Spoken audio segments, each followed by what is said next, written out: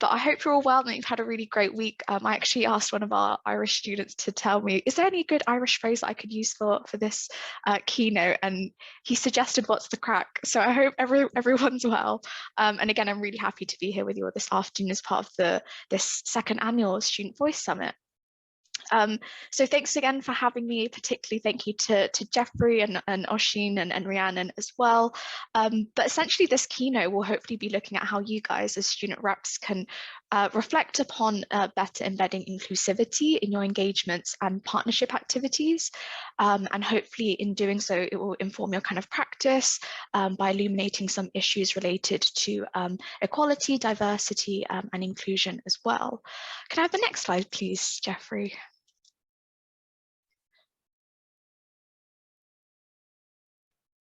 Thank you. So as Rhiannon had mentioned, I'm Maisha, I'm the Student Engagement Research and Projects Coordinator at Winchester in England.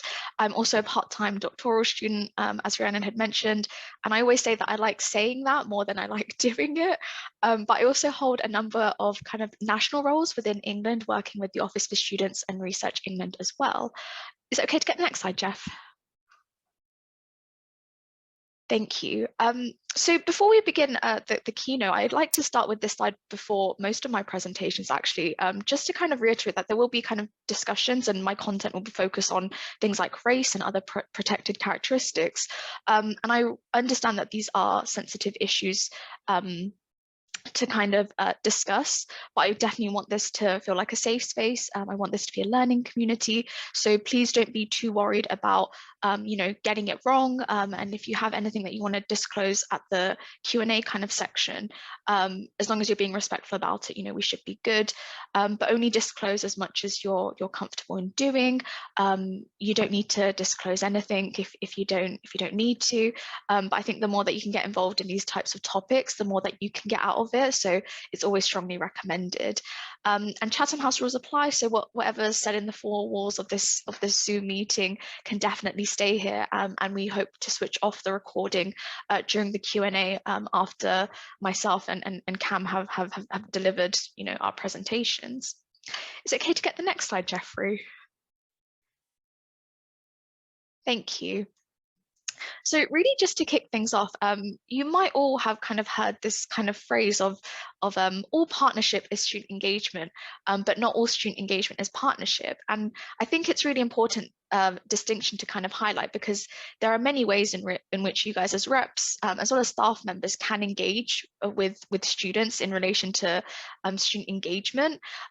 For example, you know, a staff member might want to gain feedback from students via a survey, or they might allow students to lead in classroom discussions, or, you know, students just working together to critically discuss a piece of text. But this doesn't necessarily mean or equate to kind of meaningful partnership. And so in the yellow box there, you might have seen this widely kind of used definition of partnership before, which really infers this process in inviting everyone to kind of contribute to the curriculum or in teaching styles, and really how those things are kind of implemented or kind of investigated as well. And in that kind of yellow box, I've kind of highlighted the key words within that kind of definition, something that's, you know, collaborative and reciprocal, where people are able to kind of contribute equally as well. And this is really just to highlight that what it is that you do and can do, and what you're engaged in, you know, as reps, by its very nature, something really deep. But in order for kind of you know, student-staff partnership to work at its best or be kind of functional, some authors have kind of considered what are some of the positions needed from both students and staff in order to you know, work at its kind of optimum level. Is it okay to have the next slide, please, Jeffrey? Thank you. So firstly, some of the guiding principles include, you know, respect. And in any partnership, you need to kind of bring this attitude where you seriously value what each party is kind of bringing to the table, right? Students involved in partnership work often talk about how integral this is as a foundation to any kind of partnership work. But this is something that definitely takes time, and it can be done by a kind of explicit or regular kind of acknowledgement of different perspectives. For example, whenever I'm talking to anyone, student or staff, staff, I always make sure to kind of thank them for their time, to really make sure that I value what they're bringing to the table. And it's just little things like that you can also do. Next is reciprocity. It really implies this way of interacting. And I think in any kind of healthy relationship, there is definitely that thing of an appropriate kind of give and take. But this is where students, really offer their experiences of learning, while staff offer their kind of experiences of teaching. And in doing so, it really deepens this kind of mutual understanding and respect, whilst also seeking to improve teaching and learning. And then lastly, shared responsibility. This is not only a requirement, but also an outcome of partnership working. Students take some responsibility for learning, whilst teachers take on board responsibility as learners too, not just as teachers. And so in this regard, teaching and learning really becomes something that belongs to a community. And students and staff kind of learn that the entire classroom is really needed together, and are required to collaborate in order for this learning space to be truly as functional and as to the best standard that it can be. And if we look at frameworks, developed by, NStEP, we can see 4 domains in which students can be engaged as partners in decision-making processes. But it's also suggested that partnership isn't necessarily an outcome, but it's a way of doing things, And this is, again, exemplified by those 5 principles that you see on the slide there, which really speak about the foundations of what builds kind of meaningful partnerships in order to really make them flourish. But I think this type of work, so, partnership, and this type of working, is it something that every student has the opportunity to kind of be involved in? Is it okay to have the next slide, please, Jeffrey? So it's really here that I kind of want to get a bit deeper with the kind of inclusive nature of partnership, because partnership to a certain extent could be argued as a thing that actually perpetuates inequality for certain student groups. And how could this be? It's always praised as this really great thing. Well, I'm kind of coming at this from the perspective of like student diversity. So from the literature that's out there, partnership schemes have kind of tended to engage those in already kind of privileged social locations. So those students that have the social capital or the kind of access to take part in this kind of work. So if you think about, student parents, they might not always be in the best position to kind of take on board some of these extra roles, because we're not, facilitating those kinds of opportunities to this group of students. Women are also said to take on board more of this kind of labor in terms of the staff partners that are usually involved in this type of work. And some universities might be unattuned to the kind of lived experiences of specific students, which makes their engagement kind of difficult or kind of invisible to a certain extent. But when we talk about partnership working, these issues aren't largely spoken about. And again, within the literature, people tend to talk about the more positive outcomes associated with partnership working, rather than the realities of how difficult and challenging it can be, or sometimes even the failures of it. Additionally, whilst many kind of guiding principles and frameworks for partnership state that diversity and inclusivity are of importance, they're never usually the first consideration or the first thing we seek to kind of employ authentically at the beginning of partnership. And this is exemplified by the Australian equivalent to NStEP, which is Student Voice Australia, where their stepped kind of approach to partnership only starts to consider, diversity and inclusivity as step 5. Whereas for me, this really needs to be the first step of partnership if we can truly say that this is something that supports and elevates the students that need it the most. Is it okay to have the next slide, please?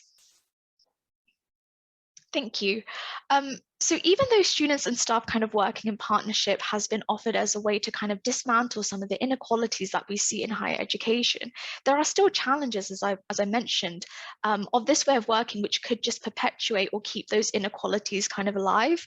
And that was something that in a paper that myself and colleagues from Australia and both in the UK kind of found when we looked at data gathered by staff members who coordinate student staff partnership schemes in relation to how they really considered diversity and inclusivity in their work. And what we found was actually the majority of these respondents didn't actually put much thought into being mindful of diversity and inclusivity. And when they did, it was kind of towards visible diversity. And so little attention was really being paid to who are the students and staff engaging with these programs. And there was a trend to think that it was usually the kind of the usual suspects that were taking part. So, you know, those already engaging in this kind of work. And there was also this similar trend where partnership projects often comprised of students and staff, you know, self-selecting these kinds of teams to be working in. And so again, you're already kind of engaging those in already privileged kind of social locations that already had the access to this type of network to be involved in this kind of work. But there were tools, however, that these program administrators kind of noted to us in how they engaged with a diversity of students and staff, and that included things like, you know, strategic and targeted communications of these partnership opportunities, utilizing a diverse range of kind of real models or role models. You know, I definitely believe sometimes you have to see the difference to be the difference. And then kind of ensuring that flexibility was kind of afforded at every level of engagement as well. So not providing very rigid kind of deadlines or things like that. But there were tons more that people mentioned to us as well. But as a trio, however, we did find kind of some things that we wanted to highlight from these findings. The first one being that sometimes people didn't understand that power is something which is quite systemic, and so it operates differently from student to student. So by thinking that an opportunity is kind of open to all students, it actually discredits the fact that there are certain structures which don't allow or enable, you know, a lot of students to take part in this kind of work. Furthermore, by putting marginalized students and staff in these kind of positions which support, you know, diversity and inclusion kind of work, there is a burden placed on these students of, you know, having to constantly educate their peers, which can be quite exhausting. And finally, as we said, like diversity and what it kind of meant, it had very kind of narrow meanings. And it was usually to do with, oh, we've got all these programs, you know, of students, you know, taking part from, you know, psychology or sociology or, you know, medicine. Or it was looking at things like gender, which if that's your definition of diversity, it can become a little bit problematic. Is it okay to have the next slide, please? Thank you. And that brings me to a really important point, particularly within an Irish context. A lot of authors and bodies have noted that whilst almost all Irish universities have plans to embed, you know, gender equality in their work, they've not prioritized racial inequality to a similar level. And I believe it was only in 2020 that the Irish government made it mandatory for all third level institutions to even provide, you know, ethnic diversity breakdown of staff, and this priority where gender seems to, you know, sort of trump race in essence, has been labeled by some authors as, you know, these competing inequalities, where sometimes geographical location will be used to justify why we look at gender more than race. For example, gender is argued to be more of a kind of universal issue, which is kind of false in itself, but also disregards how you know, universities are likely to be different to their geographical kind of locale that they're placed within, given the global reach that, you know, universities have, and then the types of students attending any given university. Is it okay to have the next slide, please? So I think there is definitely like this moral case to, you know, look at these issues related to diversity, because universities at large were not set up to benefit non-traditional students. What I mean by that is, you know, people from non-white or non-middle class kind of backgrounds. And we see evidence of how this is the case. For example, there is a lack of racial diversity that we see in our teaching staff, according to a recent report from the Royal Irish Academy, it was estimated that there was only one identifiable Black female professor in Irish academia in 2020. And if we look at religiously minoritized groups, what I'm kind of particularly passionate about, Muslim students in the UK are actually the worst performing religious student group, and less than 2/3 are leaving with a second or a first class degree. Irish traveller communities are also said to be relatively an invisible group when we talk about diversity and inclusivity too. So even though we can say that we have this ever increasingly diverse student population, we can't really call higher education an opportunity unless all of our students are appropriately supported. And the fault doesn't lie with these diverse students, because any student can succeed within higher education only if they are given the kind of right set of conditions to, thrive under. Only if we develop these kind of learning communities that we'd previously mentioned back in those partnership slides, and only then if they are invited into our partnership spaces. Is it okay to have the next slide? Thank you. So I think if our kind of partnership practices aren't mindful of these kind of considerations, we could end up re-privileging those students who are already kind of in privileged social locations. So it becomes really important to kind of catch ourselves. And I think the one way we can do this is really by understanding the experiences of our diverse student bodies. And the example I want to give here is to Black, Asian, minority ethnic students. I've put BAME in kind of quote marks because it's quite a problematic term, which I think we're kind of phasing out, particularly in a UK context. But if we look at students of colour and their kind of entire journey across university, we can really see that there are multiple kind of pulling or pinching points. And so what do we broadly know about these experiences? Well, students of colour have often reported that the curriculum is very Eurocentric. It doesn't really speak to their experiences. And we can see this in campaigns from places like University College of London, who had like a Why is my curriculum white campaign back in 2014, and really consistent calls to decolonize the curriculum that we've seen over the past 2 years. Socially, universities don't often take thoughtful measures to accommodate specific student needs, or have reporting mechanisms that instill a level of confidence in students who are experiencing racism, for example.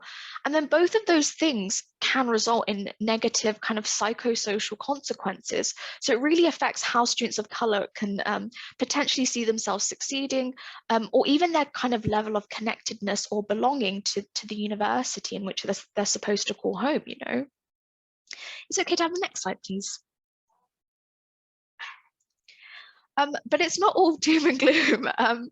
One example of how students work, in similar kind of roles to yourselves as well, to make things a lot more equitable, is working as partners in this kind of work with staff. So I given the example here of inclusive curriculum consultants that are based at Kingston University in London, and they basically advise courses on how to make it much more accessible to a diverse student body, and they work with tutors on things like module handbooks or looking at assessment practices. And on the right hand side there, they follow these 3 principles which underpin all of their work in order to kind of embed inclusivity and diversity and of these student voices into the curriculum. Is it okay to have the next slide, please? Thank you. And then other ways in which representation and racial inclusivity have been embedded in the curriculum really comes from this special edition journal issue. And one of the articles in this kind of journal, they talk about how this School of Pharmacy in Nottingham within England, they partnered with their students to ensure that their medical curriculum really equipped all students to better diagnose skin conditions on Black and brown bodies, because all the textbooks had been using them on like white skin. And this type of work really is internationally leading. The handbook that I've posted on the right hand side there, it's included in reading lists across the UK and internationally, and that book in itself had its humble beginnings as a student staff partnership project at St George's University of London. Is it okay to have the next slide, please? Thank you. And then in relation to kind of awarding gaps that I'd mentioned, some students, coming out are less likely to come out with a second or first class degree.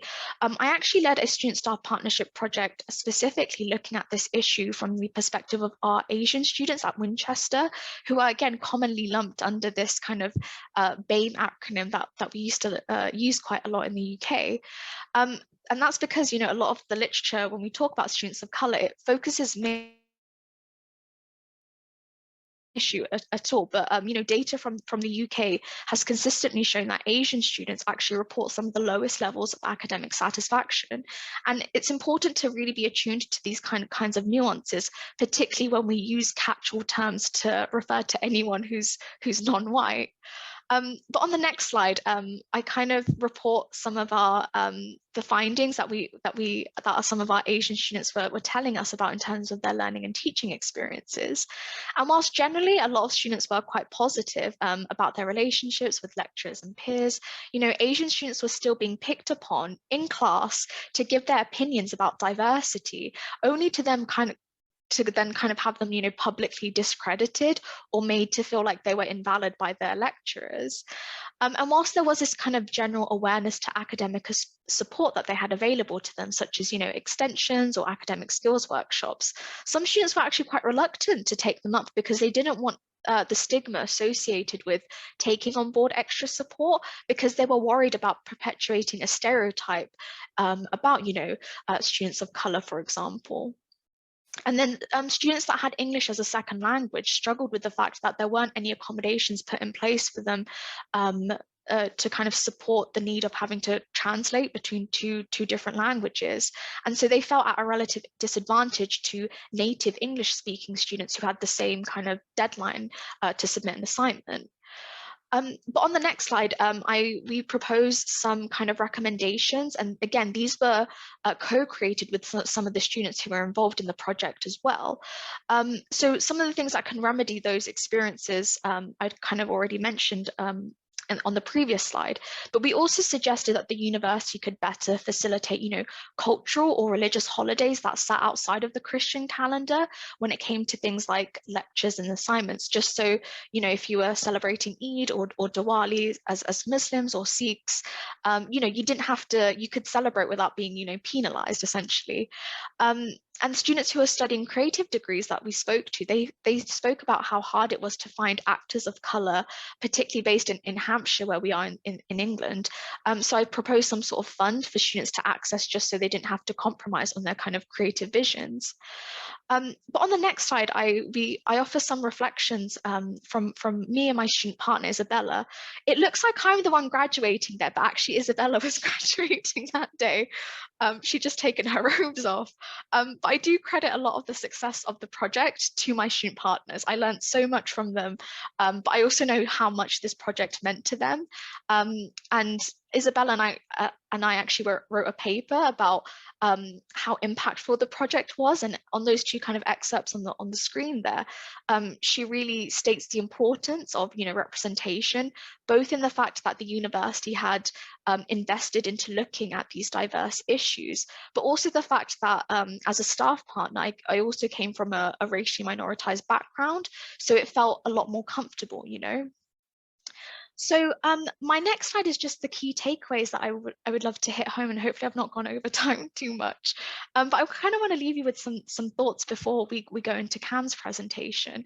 It's really just to make sure that, partnership does offer this really transformational way of working. As reps yourselves, it's redistributing power to students and having them as part of, being a part of the decision-making process. But we also have to ask ourselves, who are the students that are really involved in this type of work? And we have to reflect on our own practices about how we are engaging with diverse students within the classroom. And are those considerations really at the forefront of the work that we do? And And whilst it might seem that there is a long way to go, maybe in an Irish context, to tackle some of the issues that I've kind of briefly mentioned in this keynote, we should really see this as an exciting moment, because there are so many possibilities to kind of improve the experiences of our minoritized students, really to ensure that the work that we do enables all students to kind of thrive. And I'll leave you on that note before I hand over to Cam, and then we can go into questions afterwards as well. So I'll hand back over. Thank you for listening.